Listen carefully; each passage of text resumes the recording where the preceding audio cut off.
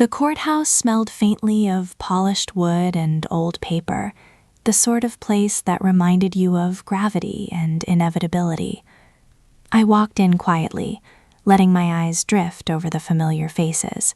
My parents, seated confidently near the front, whispering to each other as if they already owned the outcome. I remembered the day they told me I was no longer welcome, turning 18 like a guillotine on my independence. The phone calls that stopped, the invitations I never received, the small everyday gestures of family warmth that had vanished. Their grins now felt like echoes from another life, one in which I had been powerless, dismissed, and invisible. The judge began reading. My name appeared first in crisp official letters, heir to my grandfather's estate. My parents' smiles barely wavered. They leaned toward each other, whispering about management, strategy, control. I allowed a quiet exhale, a subtle satisfaction that was mine alone. I did not speak, did not gloat. Their expectation of dominance was palpable. Then the judge turned the page. The room seemed to hold its breath. Conditions emerged.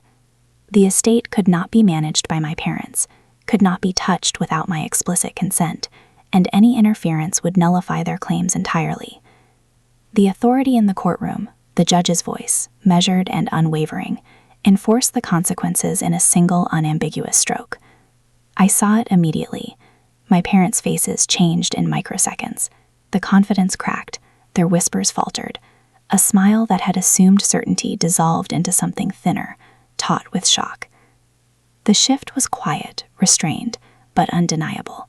They had misjudged, assumed entitlement where none existed. For a moment, I let myself simply observe, without commentary. The power dynamic had flipped silently. No one needed to say a word. The law had spoken, and I was now unmistakably in control. My restraint was its own statement. In the following moments, the room felt heavier with awareness. My parents exchanged glances, realizing their expectations had been shattered.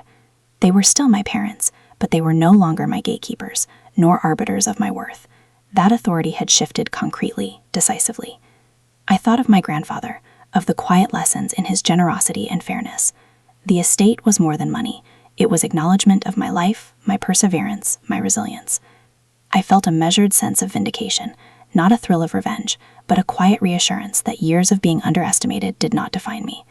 The rest of the reading continued. Other bequests were noted, minor relatives murmured their thanks or indifference, and I maintained my calm, observing rather than participating. I was not emboldened by malice, but by clarity. The boundaries were drawn, the rules enforced, and I was recognized. Afterward, outside the courtroom, my parents approached. Their words were cautious, clipped, rehearsed. I responded with measured politeness, no anger, no triumph in my tone. The external tension remained. They were aware of their diminished influence, but I did not need to articulate it. The result had spoken for itself. Walking away, I felt a quiet strength settle in.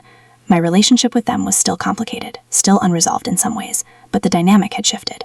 I carried with me not the weight of resentment, but the acknowledgement of my own autonomy, the understanding that vindication need not be loud or cruel.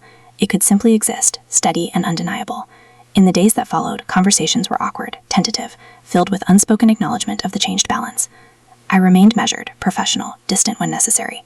The estate, now firmly in my control, was a tool of security and recognition, not a weapon. And as I reflected, I realized the lesson was not just about money or parental expectation. It was about endurance, about restraint, about the quiet power of legitimacy backed by authority. My parents' smiles had shattered, but mine remained intact, calm, composed, and entirely my own. I had not sought revenge. I had simply claimed what had always been my right.